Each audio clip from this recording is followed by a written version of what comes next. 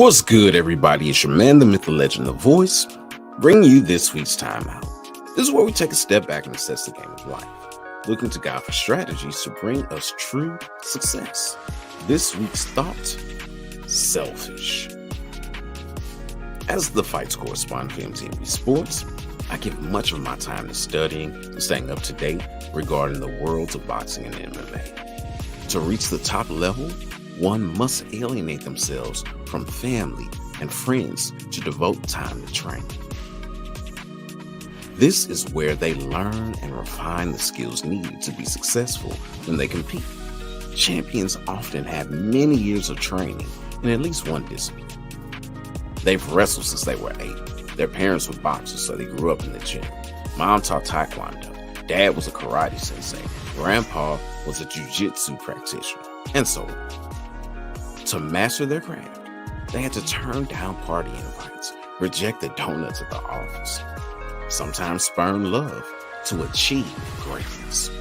Often, fighters share the pain of isolating themselves from others that they love and use that as fuel to push them because they understand the sacrifice that not only they're making, but that their loved ones are to allow them to train.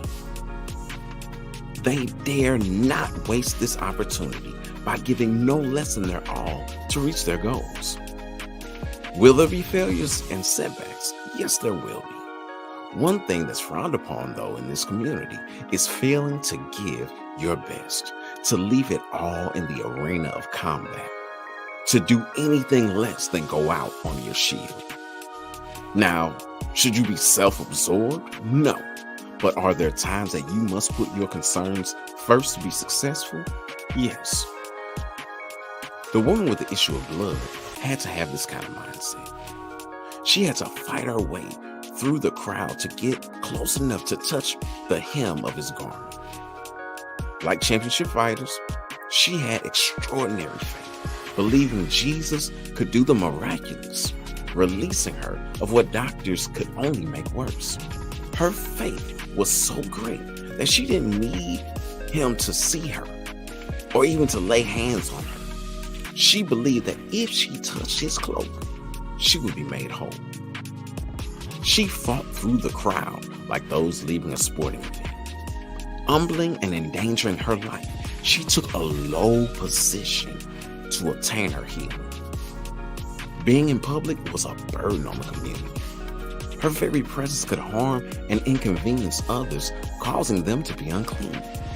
To be restored, she couldn't concern herself with what this may do to others. Her faith was strong enough that she believed, regardless of their possible ridicule and rejection, that she would get to the master. And once she got there, she would be made free of the burden of illness. Are we willing to forsake all others and everything to be made whole through God? Are we willing to push past the barriers, the shame, the pain, the resentment to get what we really need? Are we willing to humble ourselves and even risk our lives to be made whole? We must selfishly touch Christ through faith to be made free. It's vital to take this stance because when we're asked why we didn't believe, there'll be no one there but us. Jesus was not bothered by what she did. He simply wanted to acknowledge the miracle by causing her to step out of the shadows and into the light. Generations have told this story because he would not allow this miracle to go unrecognized. When we've been made free in Christ, it's our responsibility to share our faith with others. 1 Peter chapter 3, verse 15 says, "But in your hearts, revere Christ as Lord. Always be prepared to give an answer to everyone who asks you to give the reason for the hope that you have, but do this with gentleness and respect." If you have been made new in Christ, share it with others.